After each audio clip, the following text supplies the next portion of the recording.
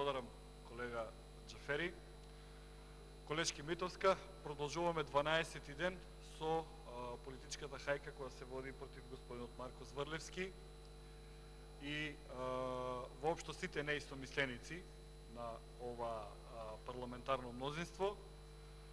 И додека трае мојата реплика, за овие 3 минути државата ќе биде задолжена за нови 3150 евра. Државата се задолжува со фантастични 1050 евра во минута. Колешки Митовска, се сеќавате на бројчаникот кој требаше да биде поставен на триумфалната капија и кој требаше да врти како ќе бидат вратени оние 5 милиарди евра. Па се прашувам, замислете за каква неспособност станува збор, кога барем за овие 80 дена барем 100-200 милиона да беа вратени од овие во наводници украдени 5 милиарди евра, да не ја задолжуваа државата вака секој ден. Меѓутоа, знаете зошто не се вратени, колешки Митовска? Затоа што воопшто нема ниту украдени такви пари. Истата приказна како што беа со 500-тините илјади фантомски гласачи кои се појавува, кои требаше, односно кои во наводници биле регистрирани за претходните парламентарни избори.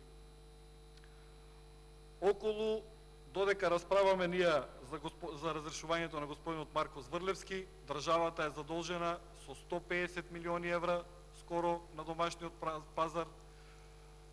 На девизните резерви се намалени за 175 милиони евра. Никој не знае зошто овие пари ќе бидат искористени. Нема покачување на пензии, никогаш и немало во време на социјалдемократскиот, на владење на социјалдемократскиот сојуз. Нема покачување на плати. Еве, овде се колегите од парламентарното мнозинство, значи нека ме демантираат кога се покачени плати во време на владење на социјалдемократскиот сојуз.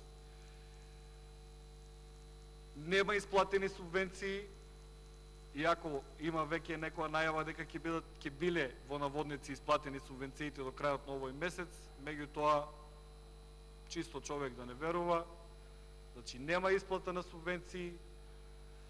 Сега најверојатно овие средства ќе бидат резервирани за бранот на мигранти кој што треба да биде населен, и додека ние овде расправаме за разрешување на господинот Марко Зврлевски, некој, почитувана колешке, упорно работи да најтешко да биде во Република Македонија, да се биде македонец. Благодарам.